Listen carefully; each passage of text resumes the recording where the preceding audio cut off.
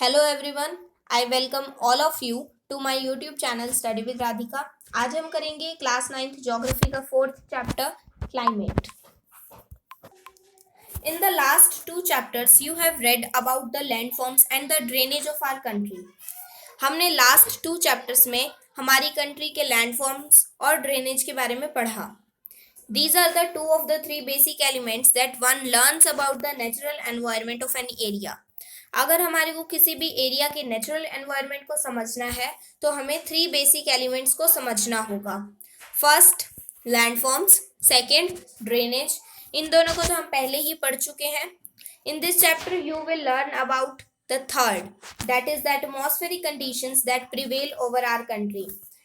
इस चैप्टर में हम थर्ड बेसिक एलिमेंट के बारे में पढ़ेंगे। थर्ड बेसिक एलिमेंट क्या है कि हमारी कंट्री में किस तरह की एटमॉस्फेरिक कंडीशंस प्रिवेल करती हैं। प्रिवेल मतलब फैली हुई हैं, किस तरह की एटमॉस्फेरिक कंडीशंस हमारी कंट्री में फैली हुई हैं। Why do we wear woolens in December, or why it is hot and uncomfortable in the month of May, and why it rains in June July? हम दिसंबर के महीने में वूलन्स क्यों पहनते हैं, मई के महीने में हमें हॉट और अनकंफर्टेबल फील क्यों होता है, और जून जुलाई में बारिश क्यों होती है। The answers to all these questions can be found out by studying about the climate of India. इन क्वेश्चंस के आंसर हमें मिल जाएंगे जब हम हमारे इस चैप्टर को स्टडी कर लेंगे। इस चैप्टर में हम इंडिया के क्लाइमेट के बारे में पढ़ेंगे। कुछ लोगों को लगता है कि क्लाइमेट एंड वेदर दोनों सेम चीजें हैं, लेकिन ऐसा नहीं होता। क्लाइमेट और वेदर में डिफरेंस होता है। Climate refers to the sum total of weather conditions and variations over a large area for a long period of time, more than 30 years. Weather refers to the state of the atmosphere over an area at any point of time. Weather का मतलब होता है कि किसी भी area में एक समय पे क्या एटमॉस्फेरिक कंडीशंस थी, और क्लाइमेट मतलब जब हम मोर देन 30 years यानी कि 30 सालों से ज्यादा की वेदर कंडीशंस को प्लस कर दें, उनका सम कर दें, तो वो क्लाइमेट होता है। यानी कि जैसे कि हम कहते हैं कि हिल स्टेशंस जो होते हैं वहां पे बहुत ठंड होती है, मतलब वहां पे 30 years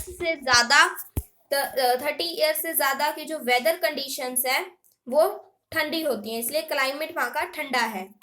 और वेदर मतलब जैसे कि हम कह सकते हैं कि आज सुबह बहुत गर्मी थी, दोपहर को ठीक ठीक क्लाइमेट था, ठीक ठीक वेदर था, ना ज्यादा ठंड थी ना ज्यादा गर्मी थी, और रात को बहुत ठंड थी, तो ये हो जाएगा weather. The elements of weather and climate are the same. Elements जो है वेदर और क्लाइमेट के वो सेम है, जैसे कि temperature, atmospheric pressure, wind, humidity and precipitation. Humidity मतलब एयर में मॉइस्चर का कंटेंट कितना है, और प्रेसिपिटेशन यानी कि किसी भी जगह पे कितनी बारिश होती है। You may have observed that the weather conditions fluctuate very often, even within a day. आपने ऑब्जर्व किया होगा कि कई बार क्या होता है, वेदर कंडीशंस एक दिन में भी बदल जाती हैं। But there is some common pattern over a few weeks और मंथ्स। लेकिन कुछ हफ्तों में और कुछ महीनों में एक कॉमन पैटर्न देखने को मिलता है। कैसे? जैसे कि हम क्या कहते हैं कि नवंबर टू फरवरी, यानी नवंबर, दिसंबर, जनवरी, फरवरी, इन महीनों में ठंड होती है। तो क्या ऐसा होता है कि इनमें बिल्कुल धूप ही नहीं निकलती? कई बार क्या होता है कि सुबह धूप निकल गई, फिर पूरा दिन ठंडक रही। तो इस तरह हमने क्या किया है, हमने महीनों को मतलब हम एक कॉमन पैटर्न ऑब्जर्व करते हैं ओवर अ फ्यू वीक्स और months. That is days are cool और हॉट, विंडी और काल्म, क्लाउडी और ब्राइट, एंड वेट और dry.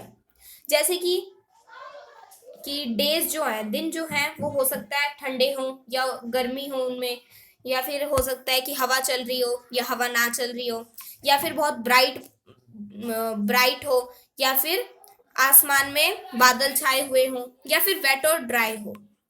On the basis of the generalized monthly atmospheric conditions, the year is divided into seasons such as winter, summer और rainy season. तो monthly atmospheric conditions के basis पे हमने एक साल को सीजन्स में डिवाइड कर दिया है। जैसे कि हम कहते हैं विंटर सीजन है, समर सीजन है और रेनी सीजन है। इन सीजन्स में हमने एक ईयर को डिवाइड कर दिया है। The world is divided into a number of climatic regions. हमने पूरे वर्ल्ड को भी क्या कहा है कि कुछ कुछ क्लाइमेटिक रीजन्स में हमने वर्ल्ड को डिवाइड कर दिया है। Do you know what type of climate India has and why it is so? We will learn about it in this chapter. तो क्या आपको पता है कि इंडिया का किस तरह का क्लाइमेट है, और जिस तरह का भी क्लाइमेट है वो वैसा ही क्लाइमेट इंडिया में क्यों है? तो इन सभी के आंसर हमें इस चैप्टर में मिलेंगे। इस चैप्टर में हम इन्हीं के बारे में पढ़ेंगे। Do you know the word monsoon is derived from the Arabic word मौसम which literally means season। तो मैं आपको पहले बता देती हूँ कि इंडिया का मॉनसून टाइप ऑफ क्लाइमेट है। ओके, तो मॉनसून वर्ड एक अरेबिक वर्ड से लिया गया है। क्या है वो अरेबिक वर्ड? मौसम, जिसका यहाँ पर मतलब है सीजन। मॉनसून क्या होता है? Monsoon refers to the seasonal reversal in the wind direction during a year. Monsoon मतलब कि जब सीजन के अकॉर्डिंग जो हवा की, जो विंड की डायरेक्शन है वो रिवर्स हो जाए ड्यूरिंग अ ईयर। जैसे कि इंडिया में क्या होता है, विंटर के टाइम में इस तरह की हवाएं चलती हैं और समर में इस तरह की। तो जो विंड की डायरेक्शन है वो समर में अलग है, विंटर में अलग है, यानी कि सीजनल रिवर्सल हो गया है विंड डायरेक्शन में ड्यूरिंग अ ईयर। यही होता है monsoon. The climate of India is derived as the monsoon type. India का climate monsoon type of climate है। In Asia, this type of climate is found mainly in the south and southeast. Asia में इस तरह का climate south और south east में पाया जाता है। Despite an overall unity in the general pattern, there are precipitable regional variations in the climatic conditions within the country. तो क्या होता है, जो प्रेसिपिटेशन होती है, जो बारिश होती है ना, वो हर जगह सेम अमाउंट में नहीं होती। कहीं जगह ज़्यादा बारिश होगी, कहीं कम होगी। जैसे कि जम्मू कश्मीर में बारिश होगी बहुत ज़्यादा, राजस्थान में बहुत कम बारिश हुई। तो बारिश जो है वो एक कंट्री में भी, इंडिया में भी हर जगह सेम अमाउंट में, सेम क्वांटिटी में नहीं होती।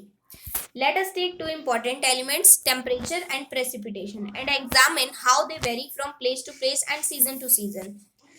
तो अब हम दो इंपॉर्टेंट एलिमेंट्स को देखते हैं, temperature and precipitation.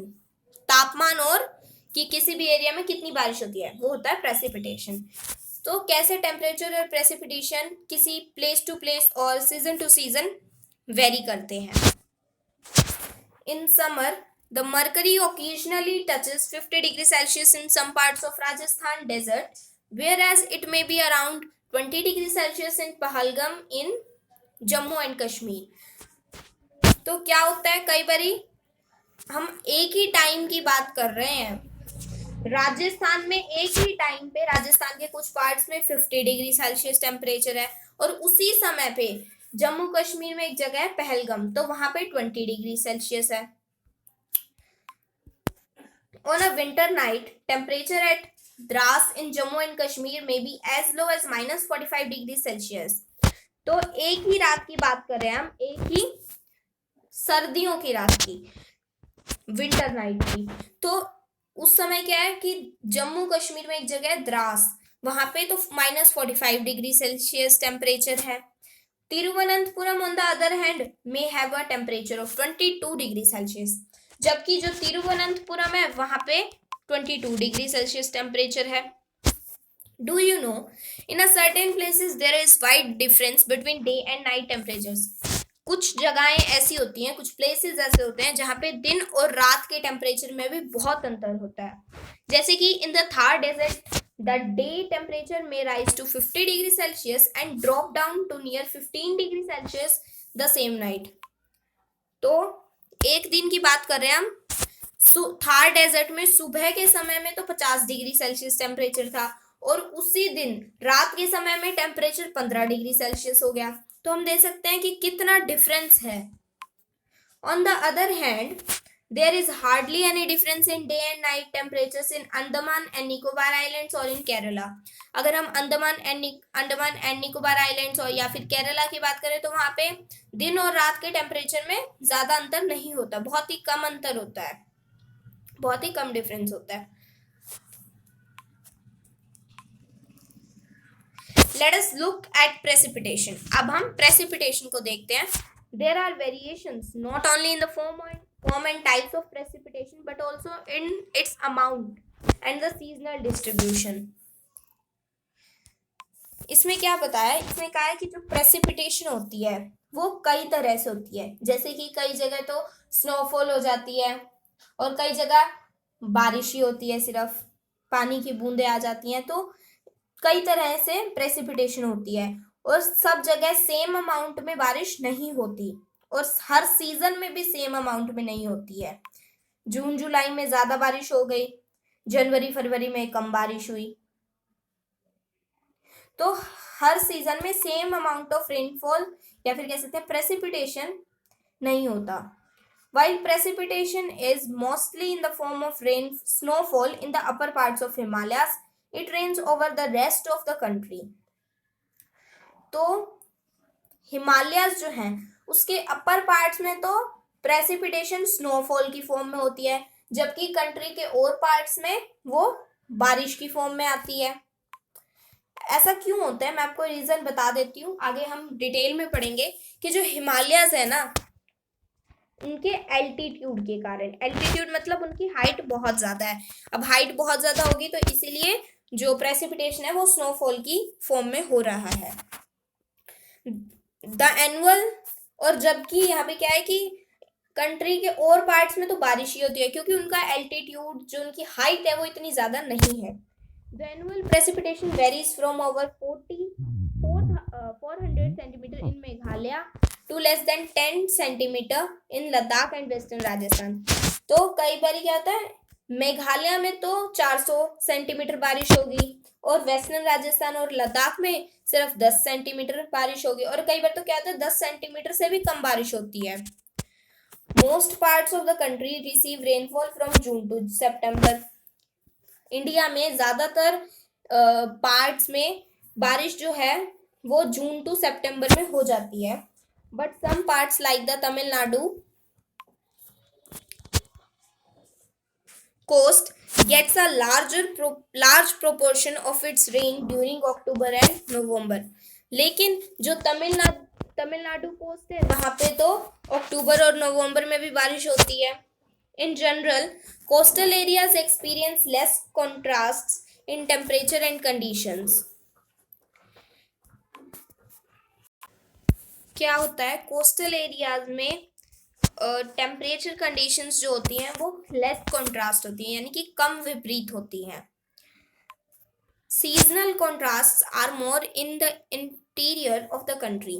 Seasonal contrast जो होते हैं वो कंट्री के बीच में, यानी कि हम कह सकते हैं मुंबई जो इंडिया है उसके बीच में जो सेंट्रल एरिया है, जो कंट्री का इंटीरियर है, वहां पे ज्यादा सीजनल कॉन्ट्रास्ट होते हैं. There is decrease in rainfall generally from east to west in northern plains. जैसे कि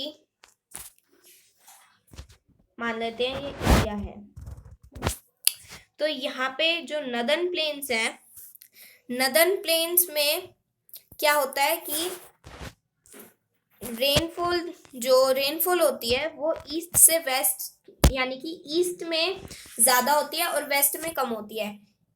तो ईस्ट से वेस्ट में डिक्रीज होता जाता है रेनफॉल में in northern plains. These variations have given rise to variety in lives of people in terms of the food they eat, the clothes they wear, and also the kind of houses they live in. तो इसके कारण क्या होता है कि हर जगह पे लोगों के जो जीवन जीने का तरीका होता है वो अलग अलग होता है.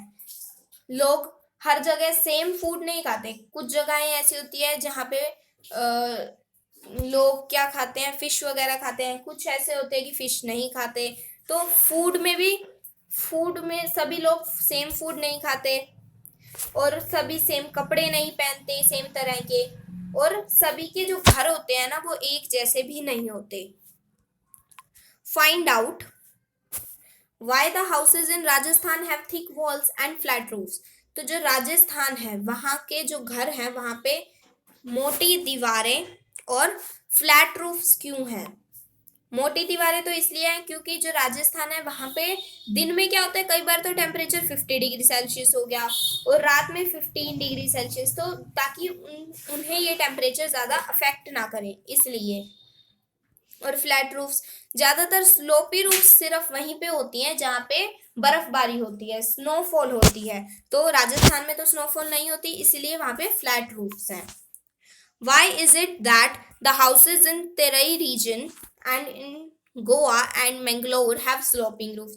तो वहाँ पे स्लोपिंग रूफ क्यों होती है? क्योंकि वहाँ पे स्नोफॉल होती है। अब जहाँ पे स्नोफॉल होगी तो अगर स्लोपी रूफ होंगी तो वो जो स्नो है वो नीचे चली जाएगी, इसलिए वहाँ पे स्लोपिंग रूफ्स होती हैं।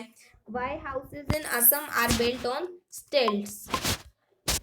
स्टेल्ट्स का मतलब है यहाँ पे कि वहाँ पे जो घर होते हैं वो ग्राउंड लेवल से थोड़ी ऊंचाई पर बनाए जाते हैं। ऐसा क्यों होता है? क्योंकि जब वहाँ पे बारिश होती है तो वहाँ पे बहुत ज़्यादा बारिश होती है तो फ्लड भी आ सकती है, बाढ़ आने के चांसेस होते हैं। तो अगर ग्राउंड लेवल पे ही उनके घर होंगे तो वो साथ में बाढ़ के साथ ही बहकर चले जाएंगे, इसीलिए ताकि वो बहकर ना जाए बाढ़ के साथ, the houses in Assam are built on stilts. बाकी के टॉपिक्स हम हमारी नेक्स्ट वीडियो में करेंगे। Please like, share and subscribe for upcoming awesome videos. Thank you and have a good day.